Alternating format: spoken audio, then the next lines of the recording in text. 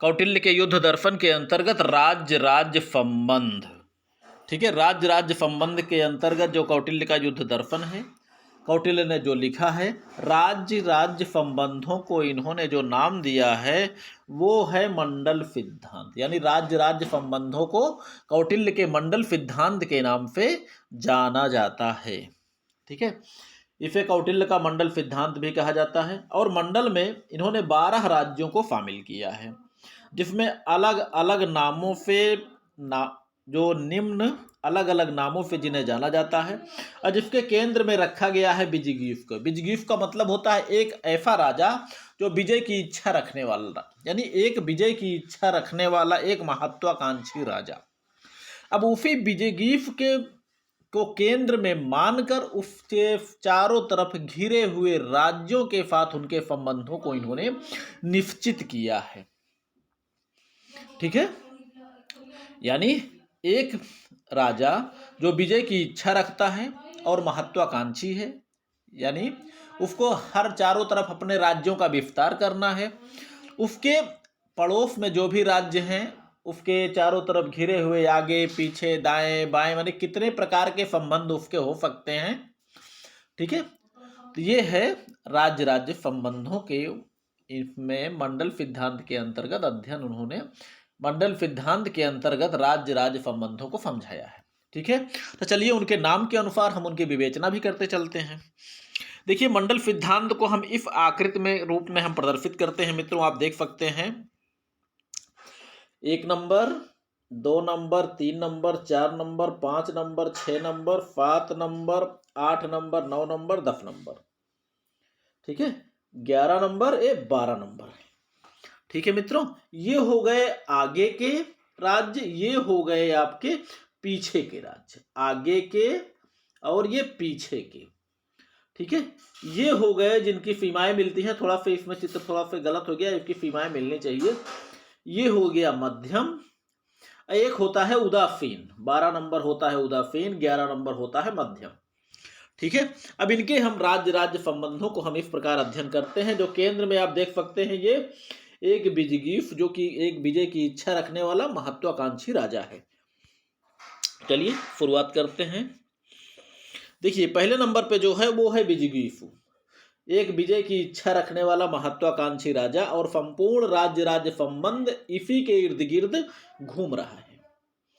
दूसरे नंबर पर अरि, अरि माने होता है शत्रु। इसमें जो दूसरे नंबर पर है वो है विजयगीफ के अग्रभाग का शत्रु राज्य। आप देख सकते हैं दूसरे नंबर पर यहां हमने क्या दिखाया है, आप उसको बाद में देख लेंगे।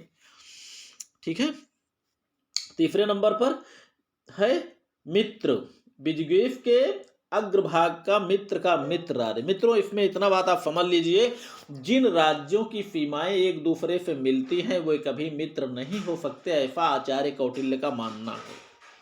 ठीक है, तो जिनकी सीमाएं मिलती हैं उनमें मित्रता होना संभव नहीं है। हालांकि आज के समय में ऐसा नहीं है, पहले के समय में जब ज्यादातर राजा जो है राज्य के विस्तार की इच्छा रखते थे, विजय की इच्छा रखते थे, तो ऐसी स्थिति में अगर कोई विजय की इच्छा रखता है तो बिना जो है दाएं बाएं पड़ोसियों पे आक्रमण किए आगे बढ़ ही नहीं सकता हो। आज का समय दूसरा है। आज अगर जो है एक राष्ट्र चाहे तो अपने राज्य में बैठे बैठे बिना पड़ोसी राज्य को छुए उसके आगे के राज्यों पे आक्रमण कर सकता है। यानी भारत चाहे तो बिना पाकिस्तान के रास्ते गए, बिना पाकिस्तान होते हुए गए, डायरेक्ट परमाणु बमों से लेकर चाहे प्रक्षेपास्त्रों से द्वारा, हवाई जहाजों के द्वारा, लड़ाकू विमानों के द्वारा वो डायरेक्ट जो है दूसरे पे आक्रमण कर सकता है। ठीक है, आज की परिस्थितियां भिन्न हैं पहले की परिस्थितियों के मुकाबले। ठीक है, आज आपको बहुत से उदाहरण ऐसे भी मिल जाएंगे जिनकी सीमाएं मिली हुई हैं, वो आपस में मित्र हैं। ठीक है, कनाडा की बात आप ले लीजिए, अमेरिका और कनाडा की बात ले लीजिए, तो ऐसे बहुत से राष्ट्र मिल जाएंगे। ठीक है, भारत और भूटान की बातें आप ले लीजिए, भारत नेपाल की बात आप ले लीजिए, तो बहुत से राष्ट्र ऐसे अभी भी हैं। भारत और म्यांमार की बात आप ले लीजिए, कोई बहुत दुश्मनी नहीं है, कोई तनाव नहीं है। ठीक है, चलिए 4 नंबर पर अरिमित्र, विजयगीफ के अग्रभाग के शत्रु का मित्र राज्य है। 5 नंबर पर है मित्र, मित्र जो है बीजगीफ के अग्रभाग के मित्र का मित्र राज्य। 6वें नंबर पर है अरिमित्र, मित्र इसमें अग्रभाग के शत्रु के मित्र का मित्र राज्य। 7वें नंबर पर है पार्फिण ग्राह। 7वें नंबर पर आप देख सकते हैं पृष्ठभाग वाले हैं ये सब। बीजगीफ के पृष्ठभाग का शत्रु राज्य, आक्रंद बीजगीफ के पृष्ठभाग का मित्र राज्य। 9वां नंबर पार्फिण ग्राह फार, ये है बीजगीफ के पृष्ठभाग के शत्रु का मित्र राज्य। 10 नंबर पर है आक्रंद फार, बीजगीफ के पृष्ठभाग के मित्र का मित्र राज्य। 11 नंबर पर होते हैं मित्रों मध्यम, दो शक्तिशाली राज्यों के बीच में, जैसे बफर स्टेट वाली स्थिति होती है। जैसे उदाहरण के रूप में हम कह सकते हैं भारत और चीन के बीच में बफर स्टेट के रूप में नेपाल है, इस समय भूटान है। पहले भारत और पहले नेपाल और भूटान, नेपाल और चीन के बीच में और भारत और चीन के बीच में एक राष्ट्र और भी था जिसे हम लोग तिब्बत कहते हैं, तिब्बत भी था। तो ये बफर स्टेट की स्थिति होती है इनकी, ठीक है। ये दो शक्तिशाली राज्यों के बीच में होते हैं और दोनों राष्ट्रों से बराबर अच्छा संबंध बना के केवल अपना विकास करते हैं। दोनों राष्ट्रों के राजनीति में ये नहीं पड़ते, ठीक है। चलिए, और दोनों राष्ट्रों को सदा शक्तिशाली राष्ट्रों को युद्ध से बचाते हैं। 12 नंबर पे होता है उदासीन। उदासीन का मतलब मित्रों वही है शक्तिशाली राजा किसी से कोई डर नहीं और कोई इच्छा भी नहीं। जैसे उसमें उदासीन होती है जैसे विदेश नीति में आप लोग पढ़े हैं ना, फंद विग्रह आसन फाम। आसन का मतलब होता है उदासीन, तो वही आसन की नीति अपनाने वाला, ठीक है। तो इसमें मित्रों आपको समझने का सिर्फ यही है कि जिन राष्ट्रों की सीमाएं मिलती हैं वे आपस में कभी मित्र नहीं हो सकते। जैसे होता है, एक होता है हमारा शत्रु राज्य, अब आगे वाला मित्र होता है यानी शत्रु का मित्र राज्य हो जाता है।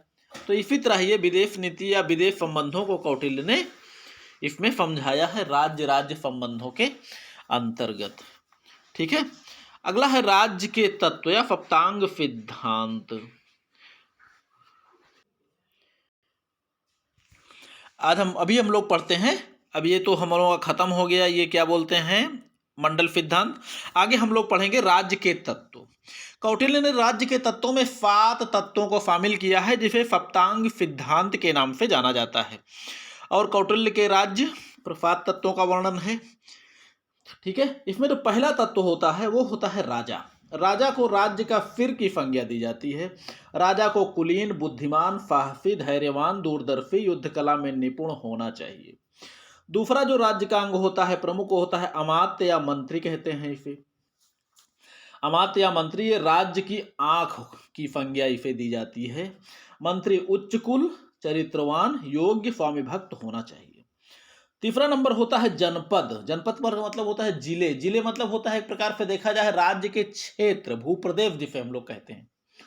इसे राज्य की जांघ कहा जाता है, अर्थात क्षेत्र विस्तार, यानी जनपद के अंतर्गत क्षेत्र विस्तार, क्षेत्र में उपजाऊ भूमि, संसाधन युक्त भूमि, प्रजा एवं जनसंख्या। एक प्रकार से इसमें भौगोलिक क्षेत्र का जो वर्णन होता है, यानी जो भौगोलिक क्षेत्र होता है उसे जनपद कहा जाता है, ठीक है। चौथे नंबर पे आता है दुर्ग। दुर्ग का मतलब होता है किला। किले के ऊपर राज्य की सुरक्षा व्यवस्था निर्भर होती है। तो किले को जो है राज्य की भुजाएं कहा जाता है। राज्य की सुरक्षा व्यवस्था की संपूर्ण जिम्मेदारी भुजाओं की होती है या दुर्ग की होती है। जिस प्रकार एक मनुष्य की संपूर्ण सुरक्षा व्यवस्था विकास की जिम्मेदारी उसकी भुजाओं की होती है, उसी तरह राज्य की सुरक्षा की व्यवस्था दुर्ग पे निर्भर होता है। 5वां नंबर होता है कोष। कोष का मतलब होता है राजकोष, जिसे हम लोग खजाने के नाम से जानते हैं।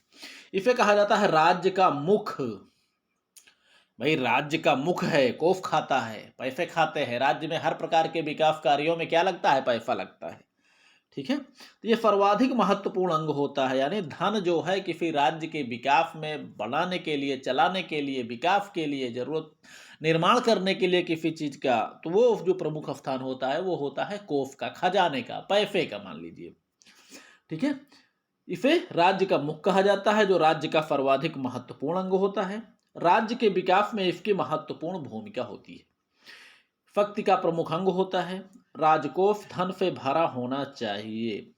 फक्ति का प्रमुख अंग इसलिए होता है कि जितने प्रकार की जो फक्ति के अंग होते हैं वे सभी चीजों अर्थव्यवस्था से ही प्रभावित होते हैं। ठीक है। उसके बाद इसमें छठवां स्थान होता है, उसे कहते हैं दंड। दंड का मतलब होता है सेना। इसे कहा जाता है राज्य का मस्तिष्क।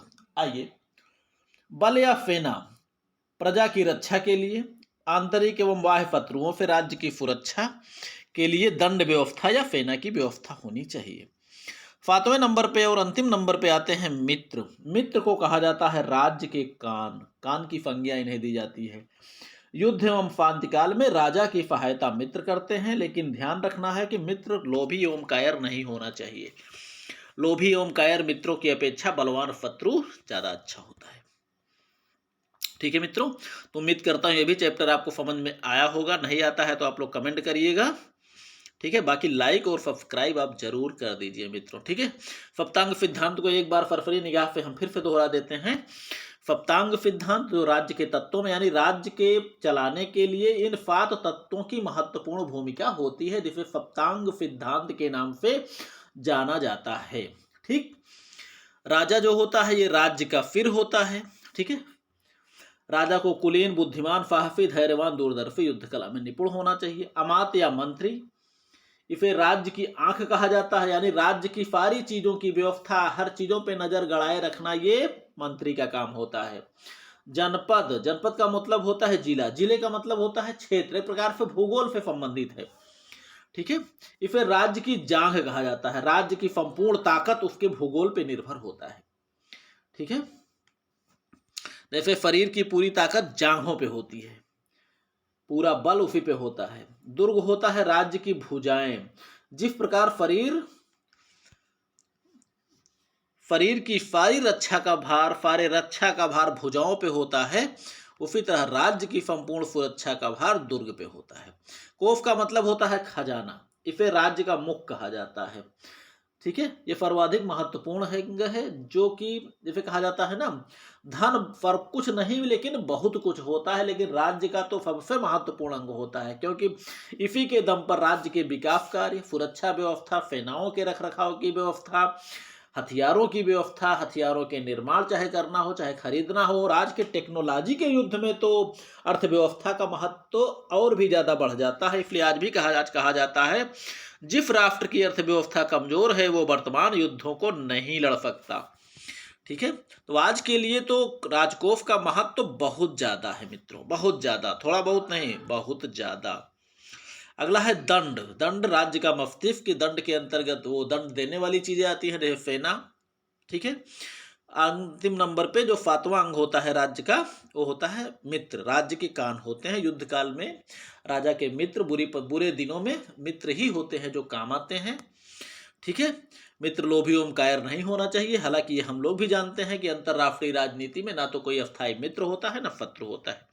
ठीक है मित्रों, चलिए पढ़िए लिखिए, मस्त रहिए, खुश रहिए, लेकिन सब्सक्राइब, लाइक, कमेंट जो कुछ भी आपको करना हो जरूर कर दीजिएगा। समझ में आया हो तो कमेंट करिएगा।